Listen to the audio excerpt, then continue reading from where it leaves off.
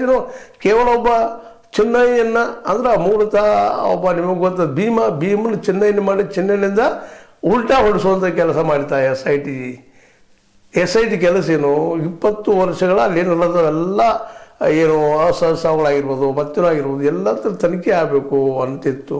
ಅದ್ರ ಜೊತೆಗೆ ಇನ್ನೂ 20 ಅಂದರೆ 2 ದಶಕಗಳಲ್ಲಿ ಆದಂಥ ಎಲ್ಲ ಘಟನೆಗಳ ಬಗ್ಗೆ ಒಂದು ತನಿಖೆಯಾಗಿ ಅದು ಯಾರು ಏನು ಅನ್ನೋದು ಬರಲಿ ಅಂತಿತ್ತು.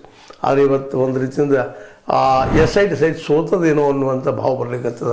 ಯಾಕಂದ್ರೆ ದೂರುದಾರರನ್ನ ಸಾಕ್ಷಿದಾರರನ್ನ ಆರೋಪಿಗಳನ್ನುವಂಗೆ ಅದು ಮಾಡಲಿಕ್ಕೆ ಹೊರಟಿದ್ದನ್ನು ನೋಡಿದಾಗ ಇದು ನಾವು ಸೋತೀವೇನೋ ಇಲ್ಲಿ ಅಂತೇಳಿ ಸರ್ಕಾರ ಎಸ್ ಐ ಟಿ ನೇಮಿಸ್ತು. ಆದರೆ ಎಸ್ ಐ ಟಿ ಇವತ್ತು ಒಂದು ರೀತಿಯಿಂದಾಗಿ ಅದು ದಿನಗಳನ್ನು ತಳ್ತಾ ಇದೆ, ಮುಂದೆ ಹಾಕ್ತಾ ಹೊರಟದಂತ. ಈಗಾಗಲೇ ಹೇಳಿದ್ದಿಲ್ಲ ನಿಮಗೆ, ಡಿಲೇಡ್ ಜಸ್ಟಿಸ್ ಇಸ್ ಡಿನೈಡ್ ಅಂತ.